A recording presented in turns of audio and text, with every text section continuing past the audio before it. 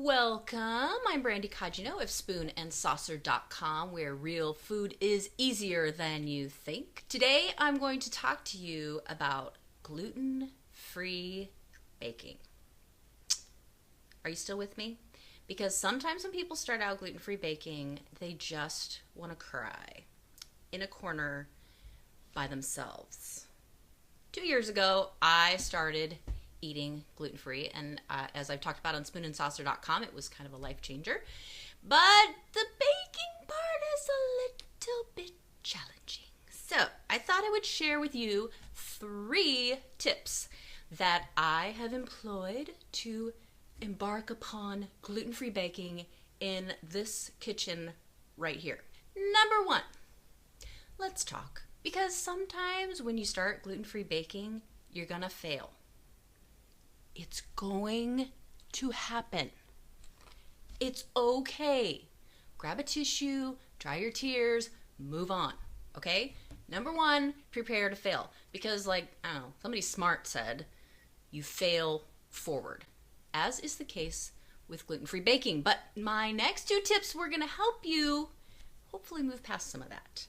The second tip is to start with a pre-made mix.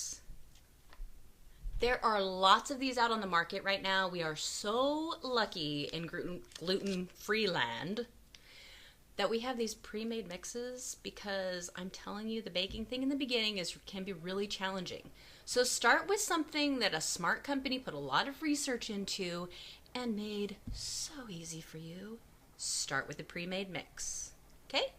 Tip number 2. Tip number 3, and this is really important, you guys, is to look at your baking vessels that you have, okay? When you're making quick breads, especially, it's really important to start with a smaller pan. Let me give you a little perspective.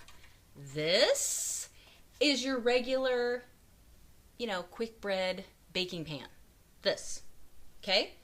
This right here is what you're gonna need to bake with from now on. Not this one, because you'll get flat and raw on the inside.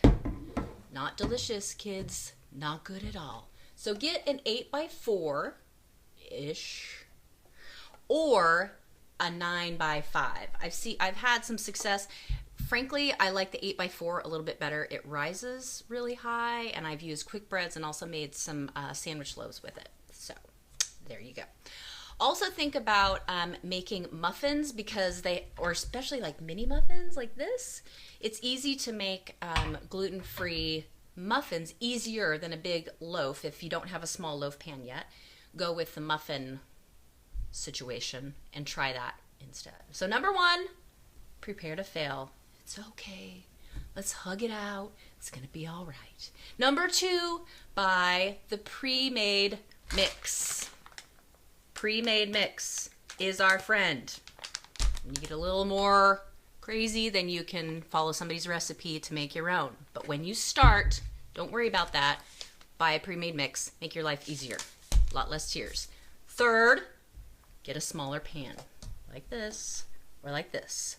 Either one, totally fine. All right. That's all I have for you this week. Getting started with gluten-free baking, not as hard as you think. I promise. Thank you so much for joining me this week. I hope you will take a moment to subscribe right here, and also be sure to visit me over on SpoonandSaucer.com for recipes and more tips to help make your life easier in the kitchen, because real food is easier than you think. Promise. See you next time.